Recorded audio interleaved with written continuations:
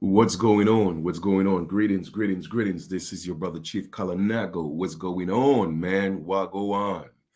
All right. I'm gonna share some information. This is your brother Chief Kalanago. What's going on? I'm gonna share some information with you. We good on Facebook. We got audio. So let's get into this, right? I'm gonna get right into it. No wasting time. I just want to acknowledge my ancestors. You know what I'm saying? The guys that came before me. Just thanking them for just being my spiritual umbilical cord and guiding me in the right direction. Teaching me discernment, and that's about it, man. Um, I'm gonna get into this video real quick and share a little bit of information for y'all. All right. And what we're going to talk about in this video, we're going to talk about the number of wives or husbands you had. That's what we're going to talk about, and just kind of like put certain things in perspective, just to give you a broader understanding of what marriage really is. All right. A lot of people, especially women, don't know what marriage truly is. You feel me? And well, I'm not going to say especially women. I think both men and women, but for the most part, women are the ones that get a little more emotional, or at least it appears that way, that gets a little more emotional when it comes to the whole marriage aspect. So I'm going to break that down to my sisters. I'm also going to break that down to the brothers. So when we tend to deal with each other and the topic of marriage comes up, then we'll know exactly what we are dealing with, and we'll know how to differentiate a marriage opposed to a license, because people think that a license is a marriage. No, it's not.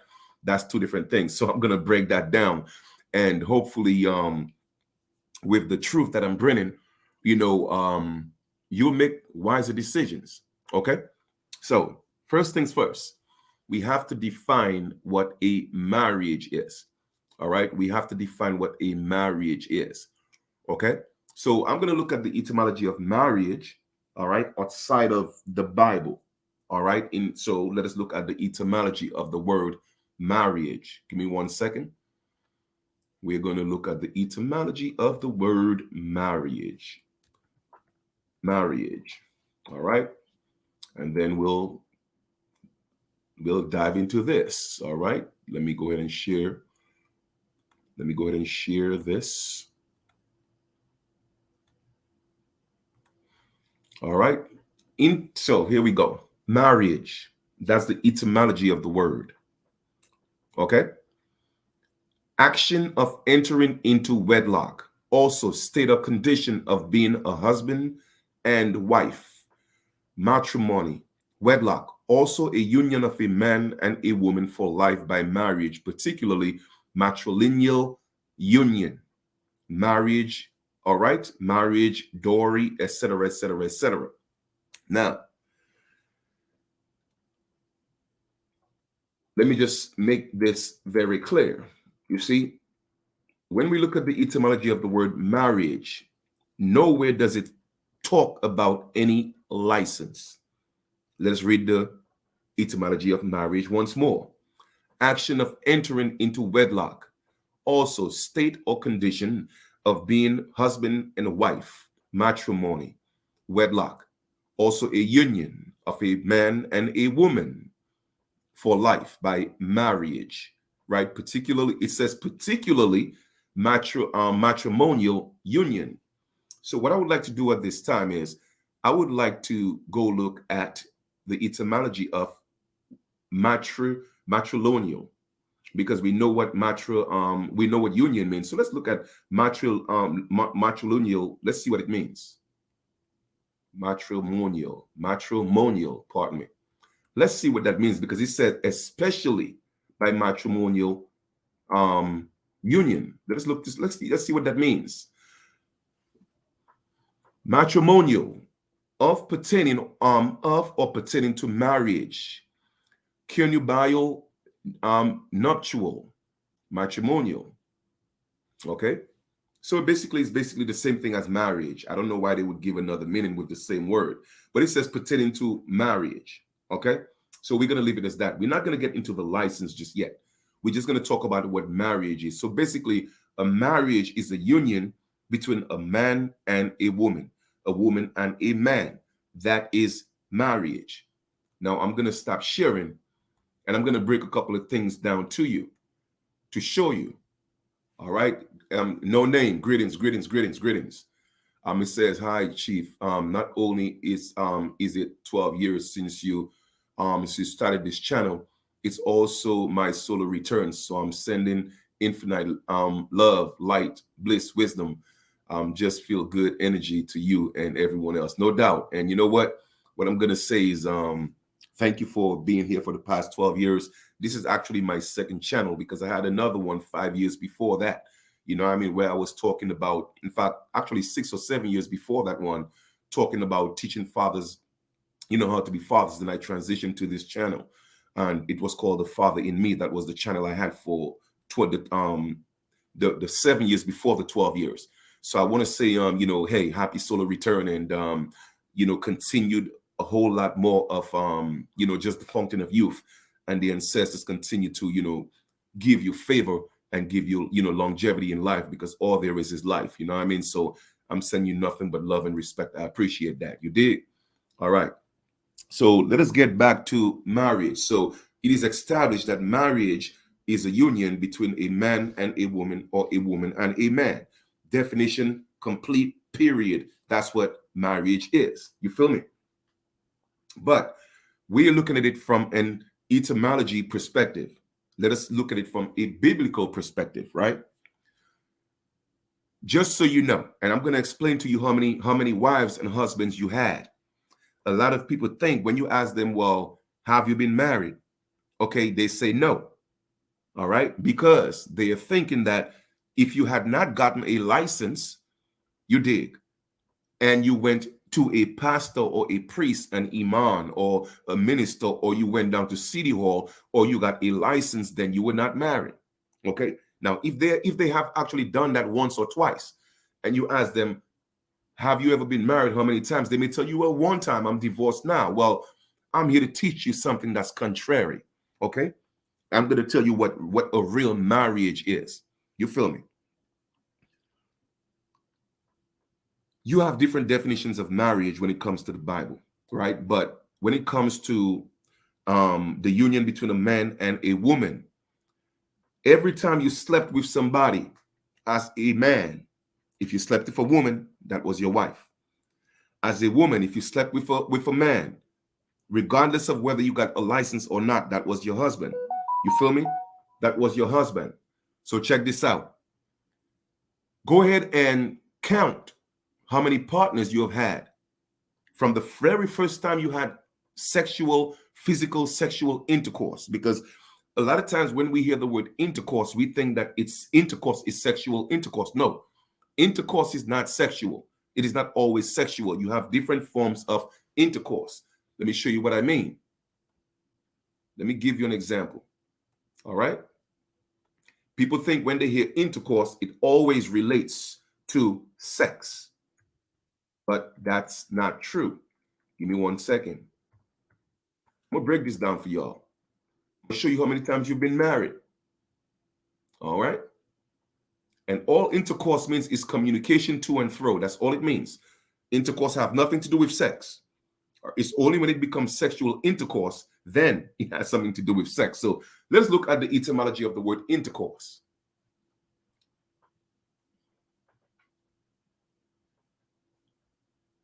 Intercourse, what does it say? That's the etymology of the word intercourse. Communication to and fro, period. Intercourse has nothing to do with sex whatsoever. Okay? Nothing to do with sex whatsoever. However, you could have sexual intercourse. You could have business intercourse. You could have friendship intercourse.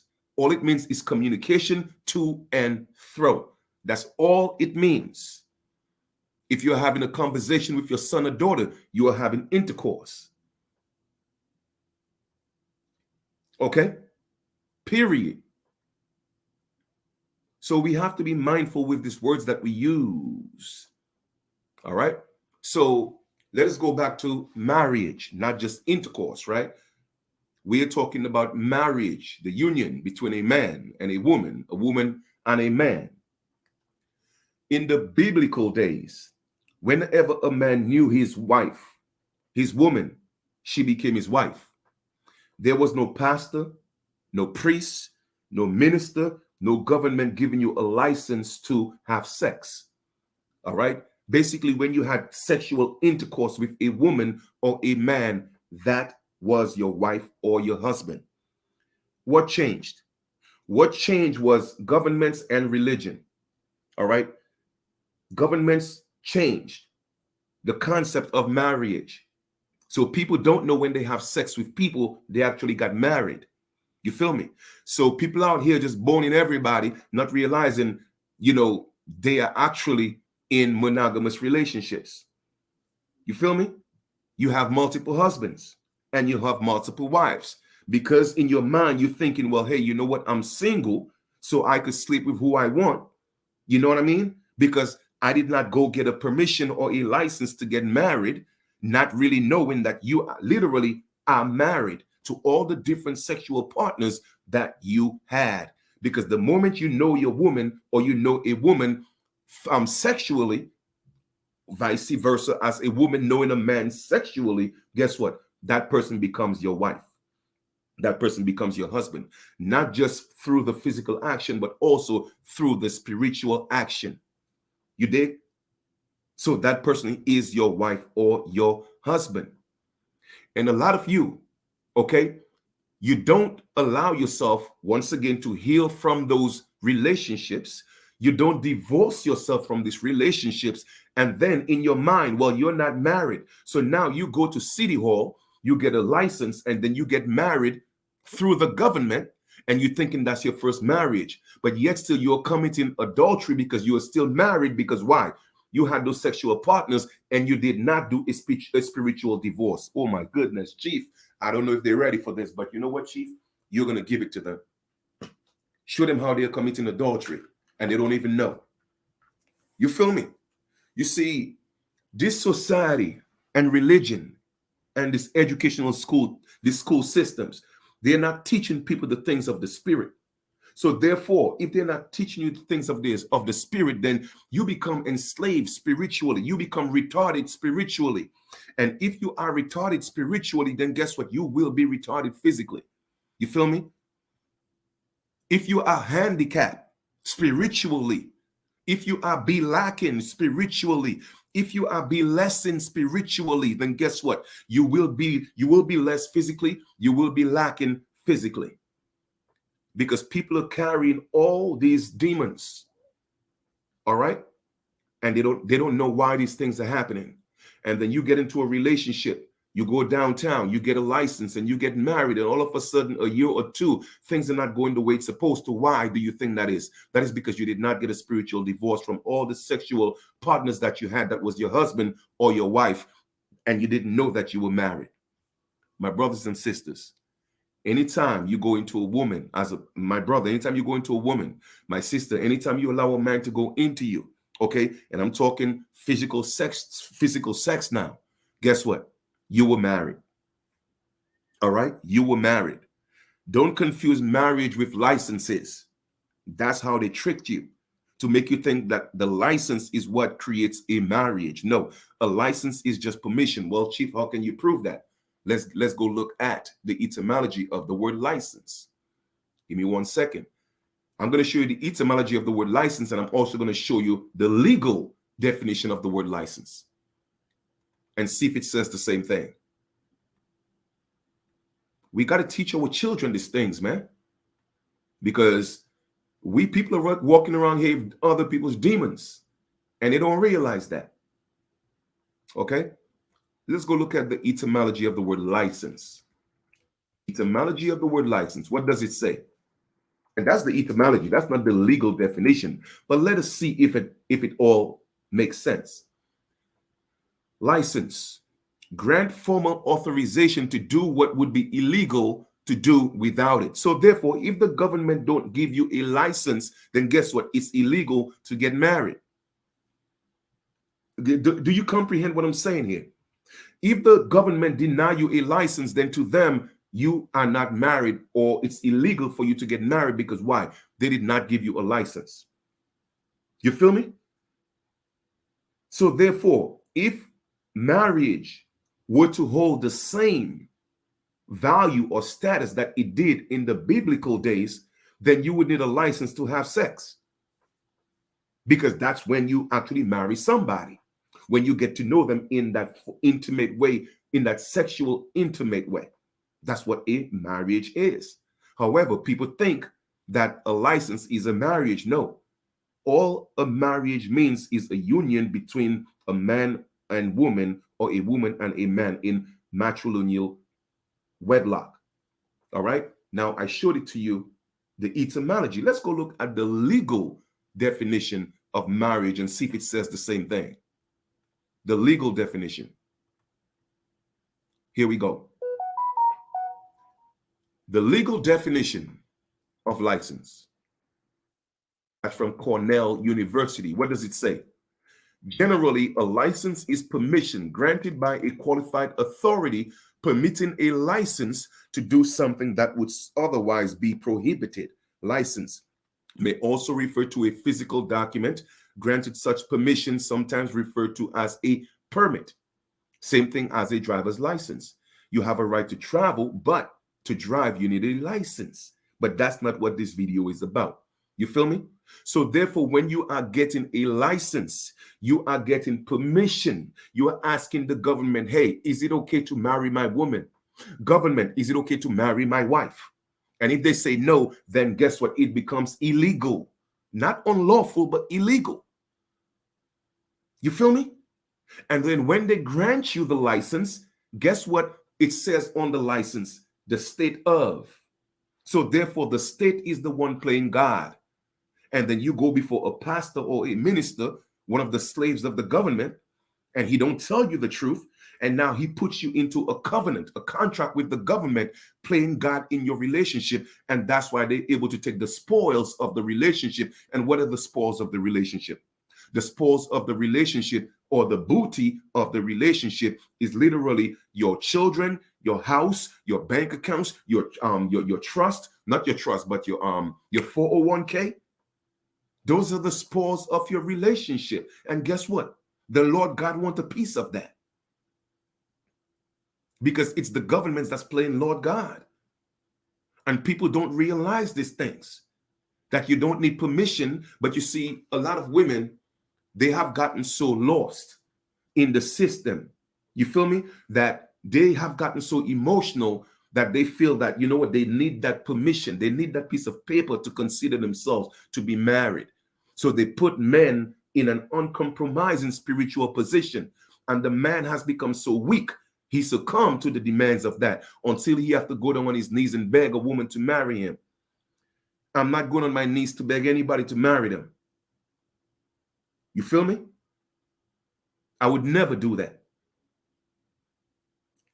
Do you go on your knees and beg people to have sex? No. You court them, you date them when the time is right and the mood is right, then you have sexual physical intercourse. That's the true marriage. So why would I need to go down on my knees to ask you to marry me in the legal sense, where I need permission? You see, that's making you submissive. That's making you weak as a man. That's making you a punk as a man. And that's what women like. You feel me? Because they don't know the truth. Nobody's teaching them the truth. And even if you teach them the truth, they want to partake in this Babylonian system. You see, a lot of you are asking for the truth, but a lot of you ain't ready for the truth, man.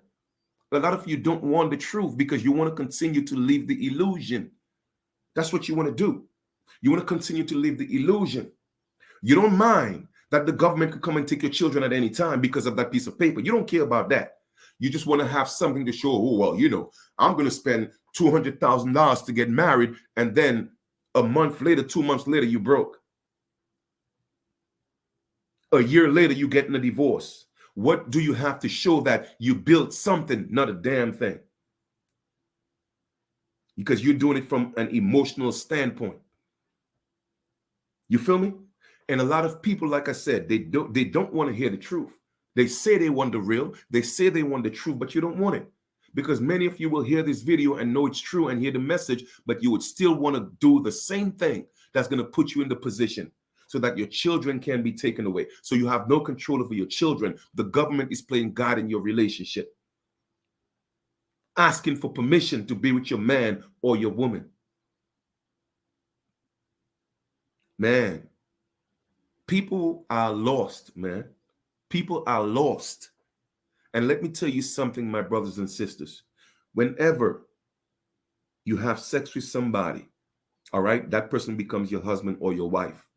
And when that sexual relationship is over, you have to divorce yourself. You have to do a ritual, okay, to divorce yourself from that relationship. Because if you don't, that means you're still married. You are still married. And people don't realize that. So now when you go have sex with somebody else, guess what you're doing? You're committing adultery because you're still married to the last person you had sex with. You did not break the covenant. Sexual intercourse is a covenant. It's an agreement. It's a contract. You feel me? It's a marriage. That's what it is.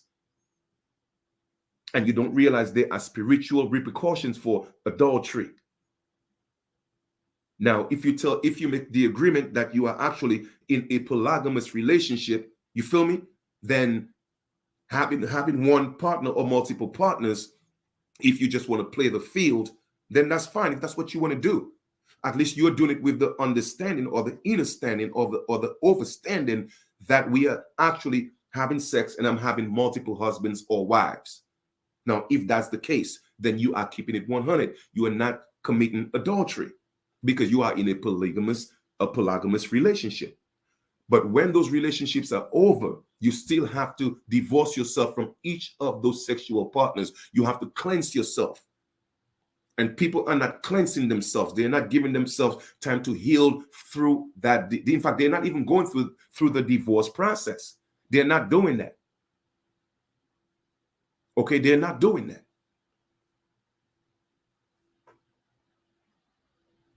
My brothers and sisters, man, this is real. This is real.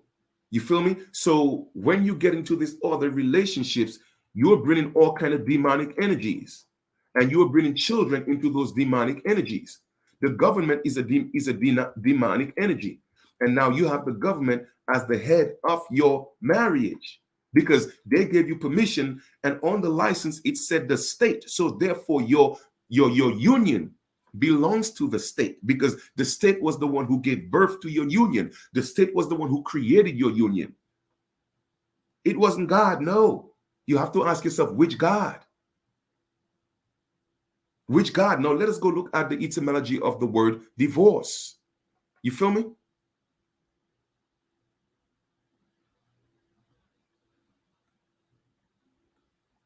Let's go look at the etymology of the word divorce. Here we go. Now, a license is a legal permission.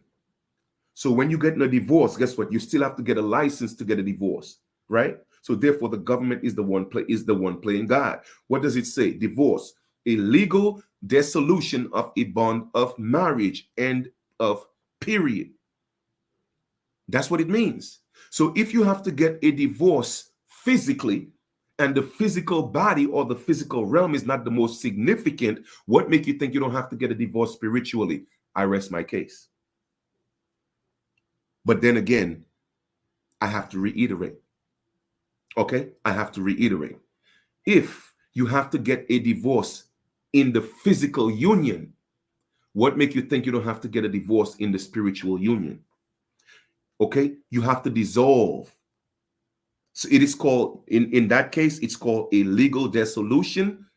In the spiritual sense, it's called a spiritual dissolution of the bond of marriage, a bond. Okay? The bond is what has the value.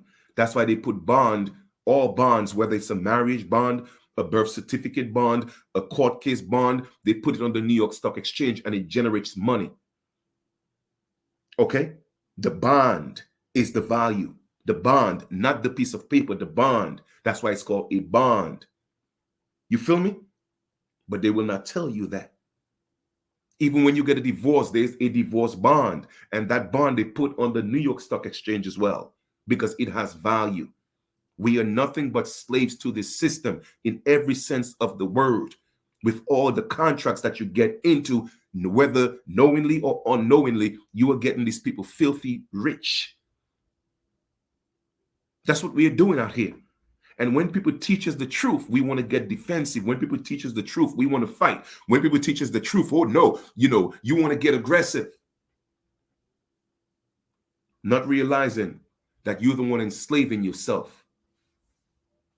So this is real, man. This is real. So what I would advise is this. People wonder, well, hey, Chief, how can you be celibate for over 3.5 years and counting? It's because I want to take the time with myself.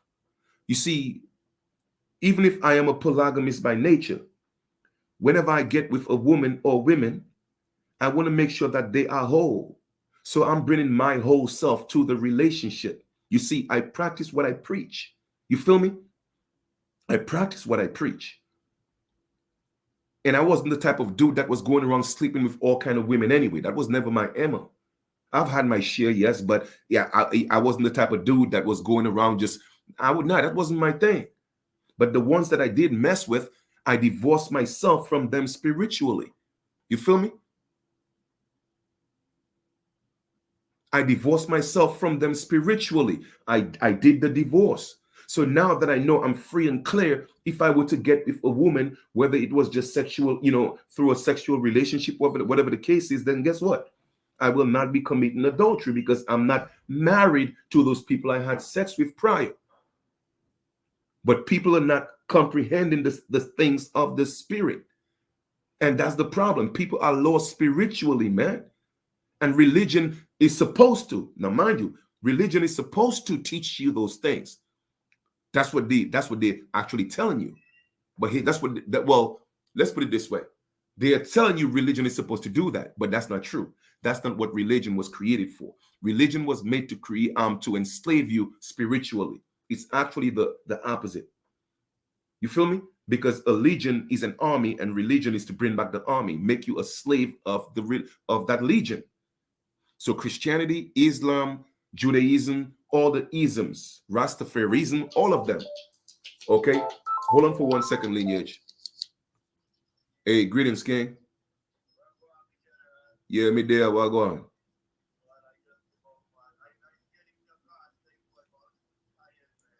Oh yeah. It's all good. Yeah, where you at? All right, cool. I'm doing a live. I might pass through a little later, so I'll let you know. All right, no doubt. Yeah, all right. Yeah, respect. Yeah, all right. Hold on 1 second. All right, cool. So here we are, right? Well, did somebody else text me?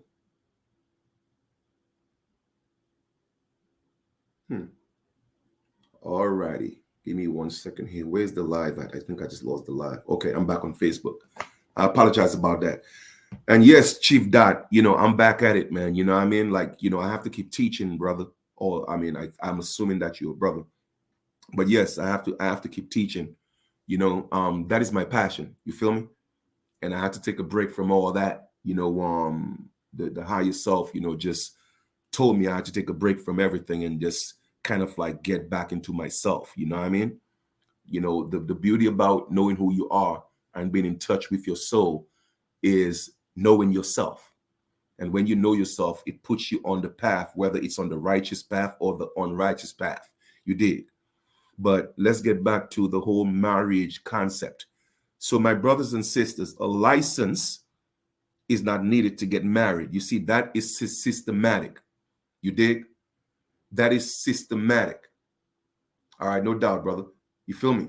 So that is systematic. Marriage licenses, the license comes from the system, the legal system, the legal society. And anytime you seek permission to get married to your spouse, then you just became part of the legal system, of the legal society. So therefore, the legal society has a language of its own. The language is called legalese. So now you are entering into a country, because the legal society is a country. People don't realize that. You dig? So now you're entering into a country where you don't speak the language. It sounds like English, but it's not English.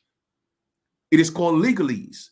It's like you going to Japan and getting a license to marry in Japan, but you don't speak the language, and then you get married, and all of a sudden they're taking your children, they're taking your house, and you're like, hold up, well, I thought we were married, but the question is, did you understand the language?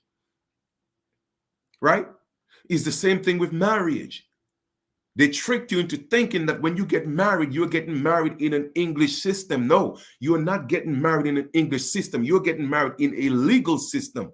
And in that legal system, they speak legalese, my brothers and sisters, which sound like English, but it's not English. It is not English. So you don't read the fine prints. You don't go look at the marriage license. You don't ask them what are the terms and conditions for this contract. It's a contract. You never ask what's the terms and conditions, because all you want to do is get the piece of paper, get on Facebook, get on YouTube, get on Instagram and post pictures. Oh, it's my big day. You want to show the big cake. You want to show how much money you're spending. Lost souls. Ignorant people. Spiritually dead people, thinking that you're getting married by the supreme most high or the righteous energies. No, man, you don't need permission for that. You don't need permission for that, because the moment you go into your woman, that's your wife. You dig? The moment she allow you to go into her, you become her husband. Period, point blank. You don't need a license for that, but you need permission from the woman, because if you do it without her permission, then it becomes rape. You feel me? So marriage is between a man and a woman. And of course they say God, but you are the gods. So when it's all said and done, if it's between you and your husband or you and your wife, then it's between the gods. So that's when two gods have intercourse, it becomes the marriage. Why do you think when you're having sex, sexual intercourse with a woman or a man, and it gets so good, what does it say? Oh God. She call you all type of Elohims. Why? Because she know at that time when you take her into ecstasy, she know who God is. Vice versa. When she take you there and you're about to climax, what do you say? Oh God, I'm coming. So you're about to put holes in the walls, because two gods are engaging and they're recognizing each other within that state of ecstasy, within that dimension that surpasses the physical dimension. Because sex takes you away from the third dimension. You dig? And when you get to that climax, guess what? Two gods are acknowledging each other, but yet still you're still looking for God. You want to find God? Go have some good sex. And I promise you, you will find God. You dig? But people are so lost, man. It's not even funny. And then we got these systems controlling us, governmental, controlling our mental capacities, telling us when to go to the bathroom, when to buy food, when to pay rent. I mean, come on, man. Let me ask you a question. If you're supposed to have dominion, if we're supposed to have sovereign, if we have dominion over this world and everything that we have, it was ours because we created it. How is that animals are not paying rent? How is that animals are not buying food? How is that animals are not buying water? How is that animals are not paying for light, but yet still we're doing it? Why is that? You feel me? Because we have allowed institutions. We have allowed the Lord God to make us slaves. You see, no matter how I teach you, I could bring you right back to the Lord God, because he was the one who did that. It was a new government that he created. It was a new slave that he created. When the gods had already created in Genesis chapter 1 and have dominion, didn't have to pay for everything. Light was all good. Everything was good. But no, he came along and said, guess what, man? Nah, I want to create my own man. And then that Lord God created his own man, and that man created their own man, until it came down to the point where the government is also a man. that creates man. And I'm going to show you the man that the government created. The man created the government on the birth certificate. That's another form of creation. So they took you from a God, a sovereign God, to a piece of paper. And now you think you are the piece of paper, the all capital names on that piece of paper. You think that's you. The legal fiction, you think that's you.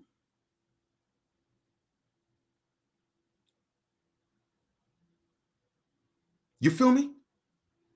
So when you get married, it is not the God that's getting married. No, it's the legal fiction that's getting married. The all caps name that's getting married. That's not you. That is not you. But you think it's you. So when they come take the union, the booty from that marriage, you thinking they're actually taking your children. No, those are not your children, my brothers and sisters. That's not your son or daughter. Those are children from the marriage of that fictitious man and woman that they created. So they have every right to take them because they don't belong to you.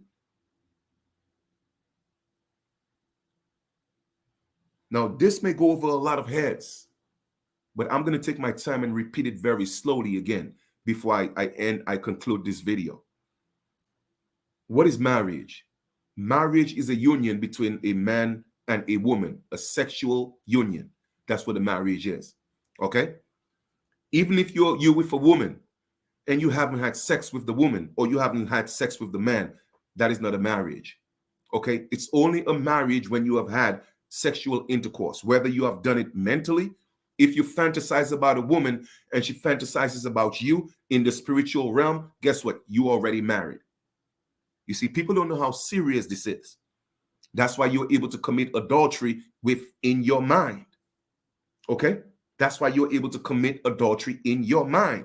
Now, when you read the Bible, you'll see that in the Bible it says that if you think of a woman in a certain way, that's adultery. People may wonder, well, how is that adultery? Well, I just broke it down to you. Because within your mind, you see, sex doesn't always have to be a physical thing. You could think of a woman, she could think about you, and you could have a climax. You dig? That's how powerful it is. So when you think of the person in such a sexual way and it's reciprocated, then guess what? That is a marriage. Now, if it's not reciprocated, meaning that one person is lost in sexually after another, and the person is not doing it or they have the knowledge of it, then guess what? You're committing adultery. You're actually raping the person in the spiritual realm because you're doing it without their permission. So now you have rape on your karma, on your book of karma. But you don't realize that. You feel me? That's how serious and sacred sex is.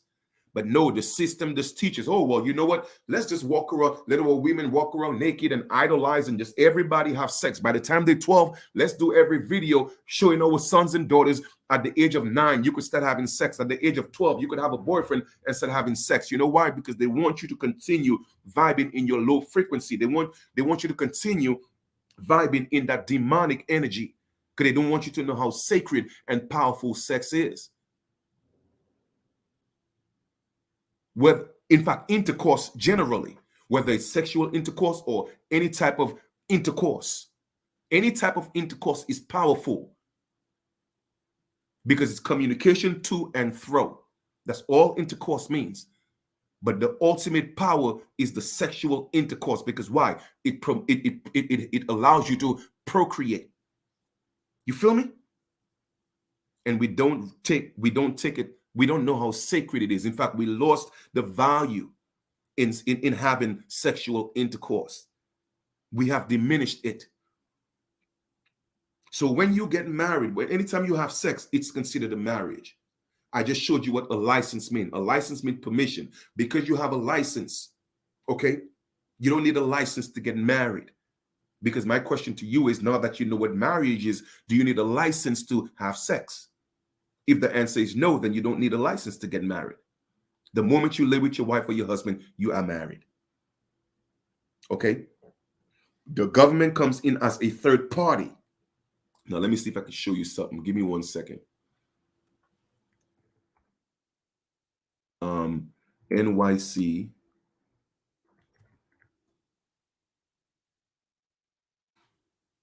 Let me see if I can show you, give you an example And let me see if I could find an image of one of those things.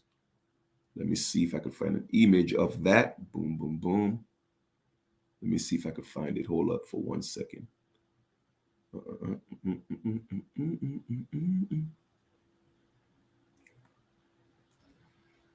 Okay. I'm trying to see if I could find something.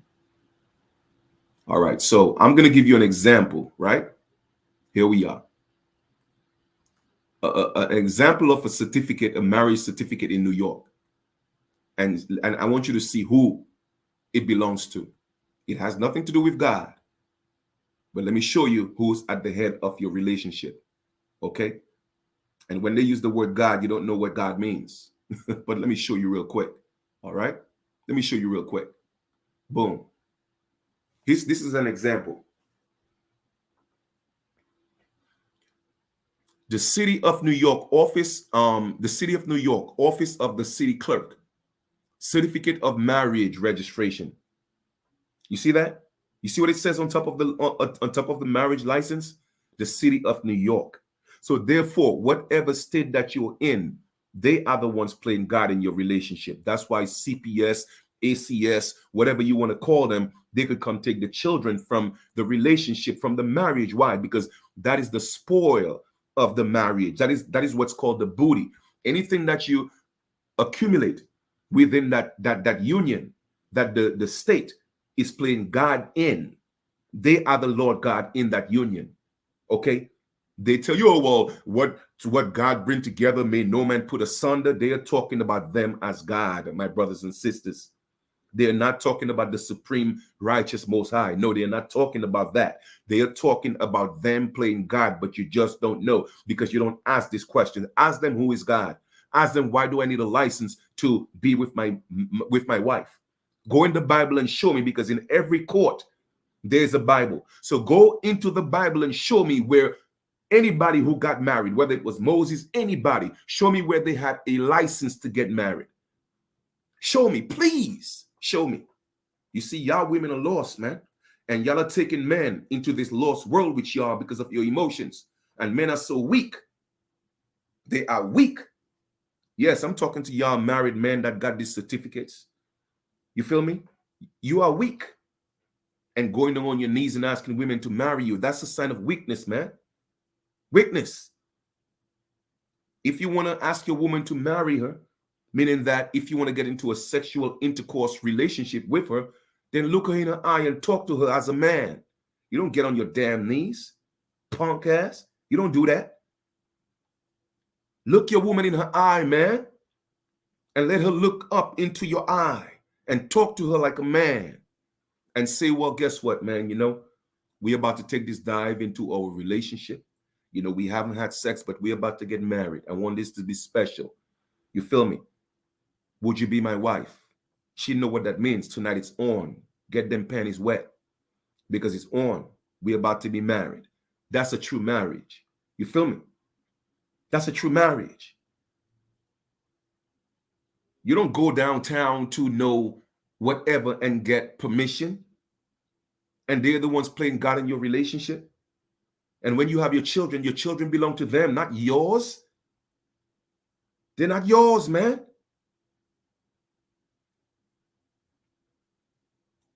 And then when they come get the children, you can't do nothing about it. Why? Because you are in a contract. That certificate that you get in permission is a contract. And did you read the fine print? No. Did you ask about the terms and conditions? No. Did you ask them, well, let me ask you with this contract here, because this is a contract, isn't it? They have to answer you yes or no. Well, with it in this contract, what are the terms and conditions for the spoils of this contract? Meaning that everything that comes from this contract, this marriage, this union, does that mean that the state could take it against my free will? Oh, yes. Oh, really? Well, guess what? I don't want that. And people have to force these people to accept the fact that you are married with your man or your woman in your home without their piece of paper. But no, people just like to go with the flow, man. Go with the flow. Everybody's doing it for show. Doing it for show, but you're enslaving you and your children.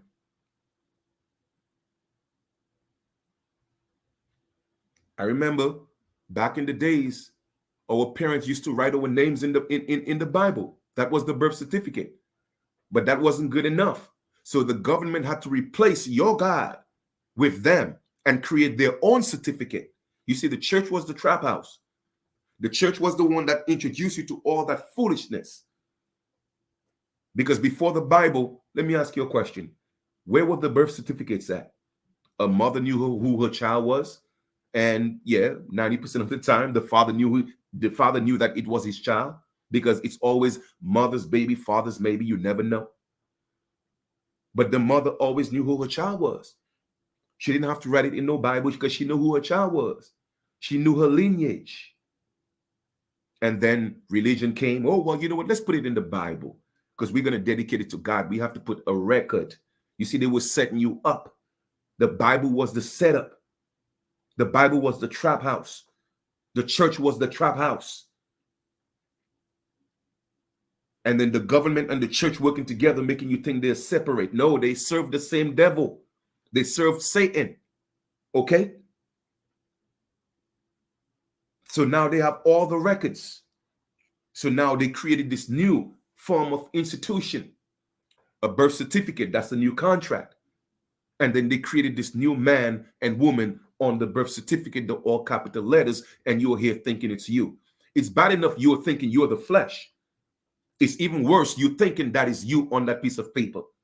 You see how low we have fallen as a people, as gods. You see how low we have fallen? But yet still you want to be, you want to, chief, I want to, do my documents. I want to, get away from the system. I want to do my papers. That's all well and good. But my question to you first is, have you freed yourself spiritually? Are you a sovereign spiritually? Are you still serving their gods? If you're doing that, then how can you be free physically? You can't do that, man. You see, you can't. That's contradictory. You can't do that. You can't serve two masters at the same time.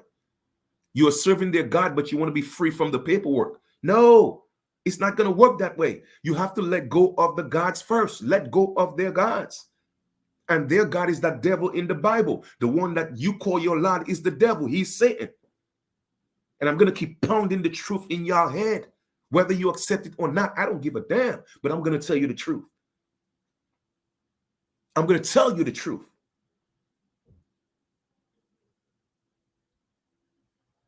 You have to differentiate between the righteous God and the demonic God.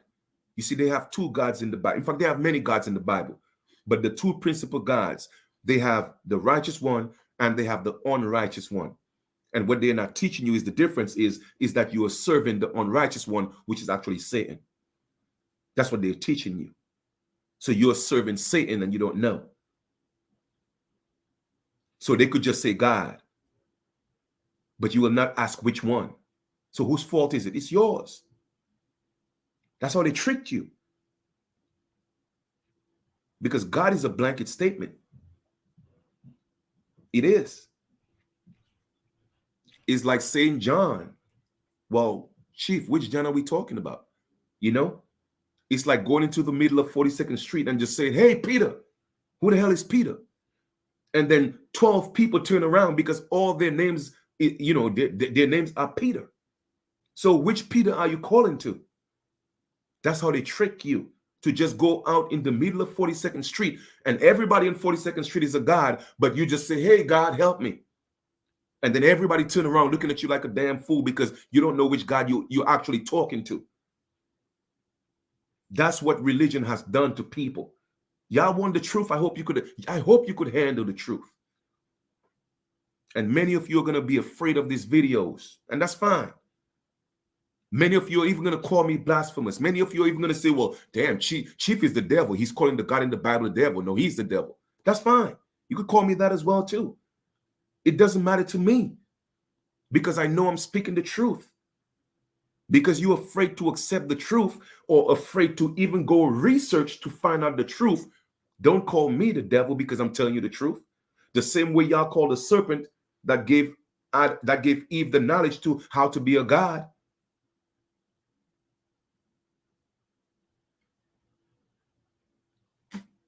You feel me?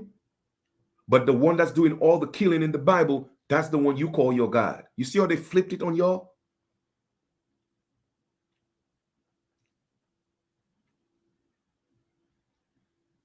And then they give you the guilt trip. Hey, well, because he's God, he could do anything. Oh, nah, because you God, that don't mean you could go kill innocent babies. Nah. Not in my world. I'm going to stand against you every time. And I promise you, your Bible God is not more powerful than me. I will shut him down. He's a demigod. You feel me? He's a lunar God. I'm a solar God. And I'll put his light out. And that's what I'm doing, because I'm teaching the truth. Once again, even the righteous Jesus in the Bible, the righteous Christ, said that your God, your father, was a liar and a thief from the beginning. Who do you think he's talking about? He's talking about the God of the Jews, of the Hebrews. Who do you think he's talking about? Because he came from a different bloodline. They give you two stories in the Bible, man. Two fathers, two sons. One good, one bad. But y'all are just too blind to see it. It's right in your faces. So your life is being governed by the bad seed. If you don't contract with them, then they want to take your life. If you don't contract with them, they want to take your children. If you don't contract with them, they want to take away your food.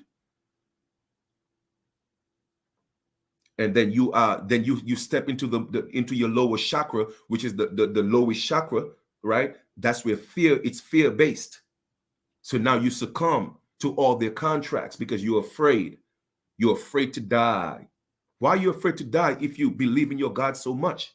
Shouldn't you be happy because you're about to die and you're about to go to heaven to meet your God or Jesus? Why are you afraid then? Why are you afraid? If the heaven you believe in your heart is the place that you will go when you meet this God that they told you about, why are you afraid to die and go meet your God? Why are you afraid? You see, me, I'm not afraid for them to take this body. I'm not afraid. Because for one, I know there's no such thing as death. And number two, I know when this body goes, I'm going to be on the righteous side of my ancestors because I'm here speaking truth. You see, because I know. I don't believe. I know for a fact. So there's no fear in me. No, it doesn't mean because I have no fear, I'm stupid. No, that's not what it means. I'm careless. No, that's not what it means. Because I came here for a purpose. I came here to raise the dead. I came here to continue the work of the righteous Christ. I came here to do more and be greater than the righteous Christ. You feel me? I came to raise people from the dead. And that means the spiritual dead.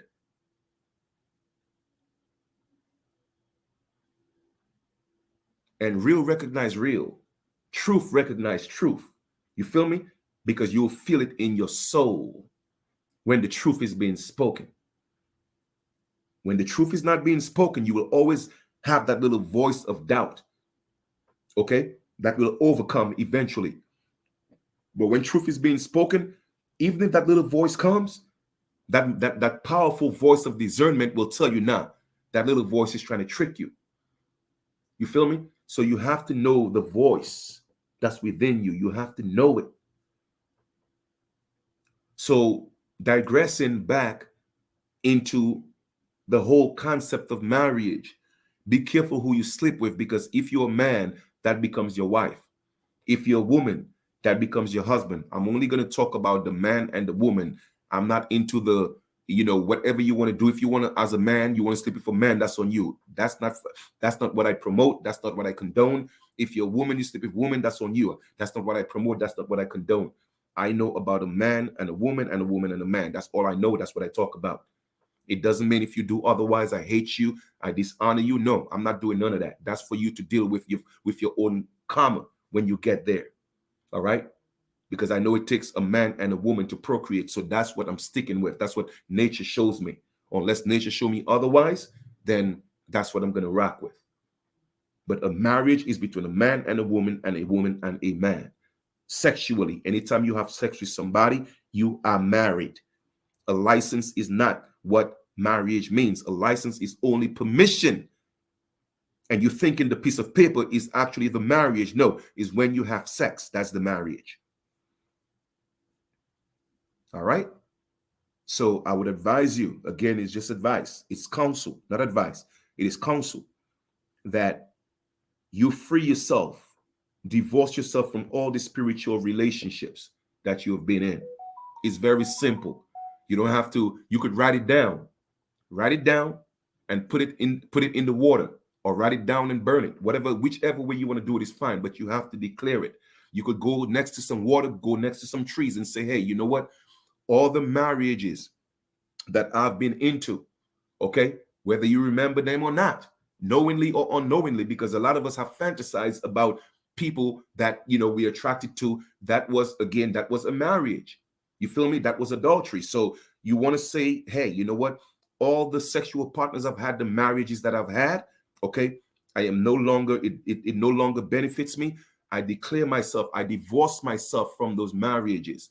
If I've committed adultery, I ask for forgiveness of the universe. I ask for forgiveness of the person that I violated when I committed the adultery, and I release myself from that karma.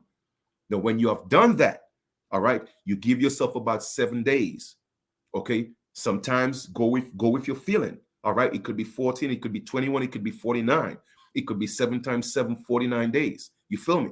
But the point I'm making is, whatever time after you have done that little, you know, I wouldn't say ritual, but invocation, so to speak. Once you have done that, then you would have released yourself. You would have divorced yourself from all these past relationships. And now you just want to give yourself some time to detach yourself from all these demons. If there were demons that came with that attachment, you want to detach yourself from that. And then that's how you start becoming whole and preparing yourself for your next relationship. And even before you get into your next relationship, you want to make sure that your partner is on the same wavelength. You say, hey, listen, this is what I had to do. Let me ask you a question. How many marriages have you had before? They will say, oh, well, I've never been married. Okay, well, let me rephrase the question and be honest with me. How many people have you had sex with? Please do not lie. This is very important. I'm not going to judge you because of that, because let me explain to you why I'm asking you that. Because every time you had sex with somebody, that was a marriage. Now, if you don't want to tell me, that's fine. But let me show you how to divorce yourself from that and give them some time to purge. So now when these two people come together, that marriage will be equally yoked. You feel me? So now you're bringing two wholesome people into a relationship that's going to produce wholesome children. Unequally yoked relationships or marriages will not work. They will never work. Okay? They will never work. And people want you to compromise all the time. Okay? It will never work. Never work.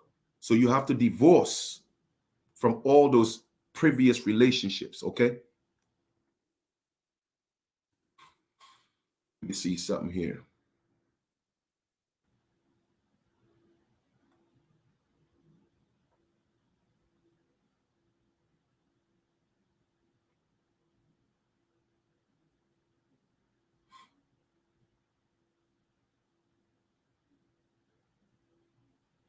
All right. So a compromise is basically a promise. Okay. That's what a compromise is. It's a decision that you make. All right. To, it's a mutual promise. Most people think that a compromise is literally somebody getting less or more. You see what I'm saying? But a compromise is literally, it's like a sense of coming to terms, all right? A settlement of differences by a mutual, concession, all right? That's all it means, a compromise, right? We have differences. Where can we come to make a promise to each other?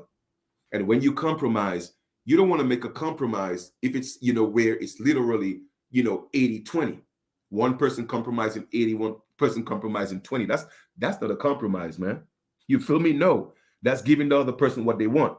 Now, a compromise is a 49-51, a 55-45. I would even go as far as a 60-40.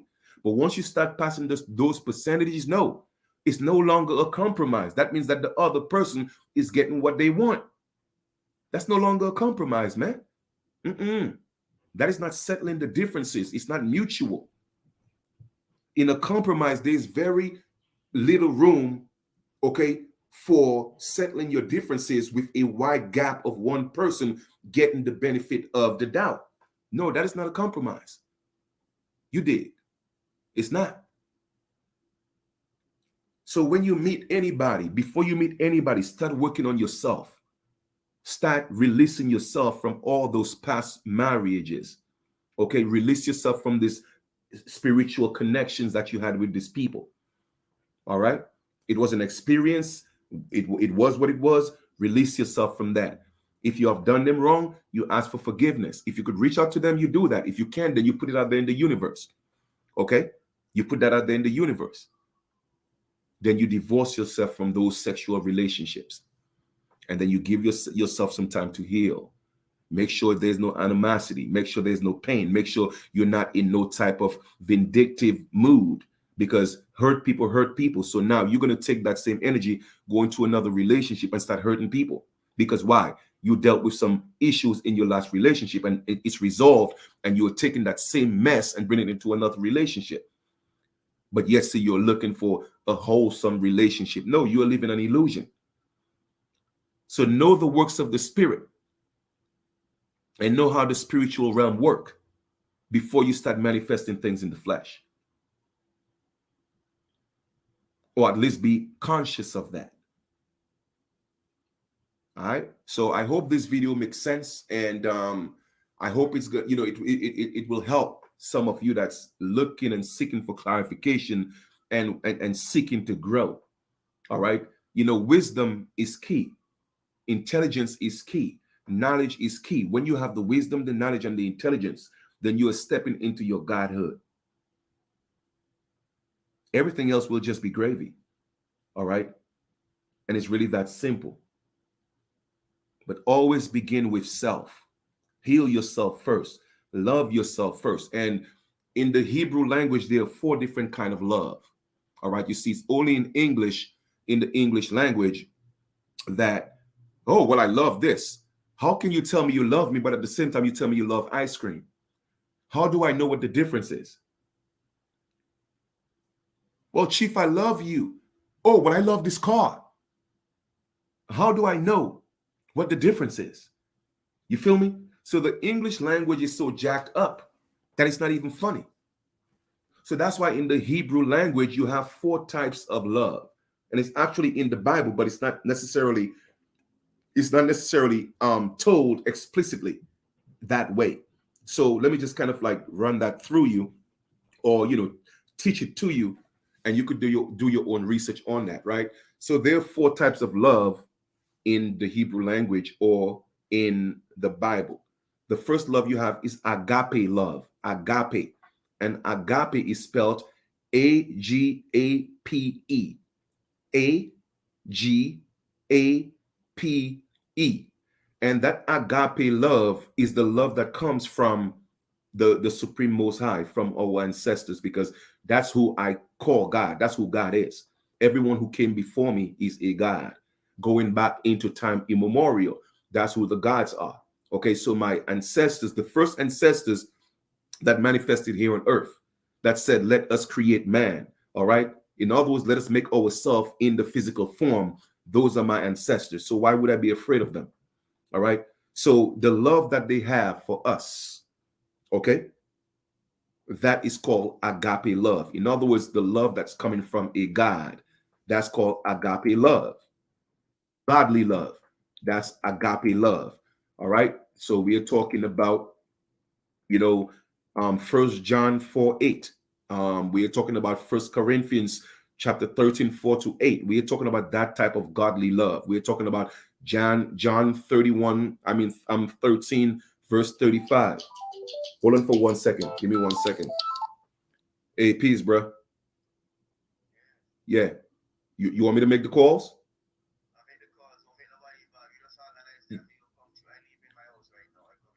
All right.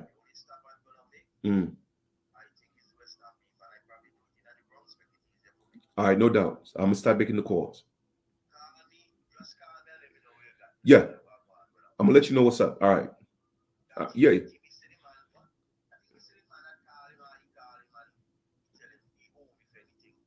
All right. Yeah, I know. I'll hit you up. All right. All right. Cool. Yeah. All right. All right. Give me 1 second, Lineage. You know this phone going off. All right. So here we are. So this is one type of love, agape love, right? AGAPE. Write that down. Do your own research and learn the different words for love, so you'll be able to differentiate with the type of love that you say when you love. Okay. Then the second one is called storge. Storge love. Storge love. Storge is spelled STORGE. STORGE. All right. So I just gave you the first one, and this one is called storge love. Now that's the love between a husband and a wife, or parents and children. So as you could see, the love that comes from the gods is different from the love that comes from the parents. The love that comes from the gods is the unconditional love called agape. Agape love. All right. Agape, once again, is spelled AGAPE. That's the love that comes from the gods. And then we have the storge, STORGE. That's the love. All right. It deals with, the responsibility of the family. All right. It deals with the affection, emotional aspect of love shared by the husband and the wife, or the wives and the husband, and the parents and the children. That is called storge love, right? And then the third love, you have what's called filial love, or philia. All right. So filio is PHILOE, filio, which is the male. And then you have the philia, which is the PHILIA. And that deals with bonding, brotherly love, and sisterly love. So to all my brothers, I filio. You see what I'm saying? That is the brotherly love. You dig? How Jesus loved his brothers, the disciples. You feel me? Okay? That's called filial love, from a male perspective, brotherly love, male bonding. All right? PHILEO. And the feminine aspect of that, sisterly love, or sisterly brotherly affection, is PHILIA.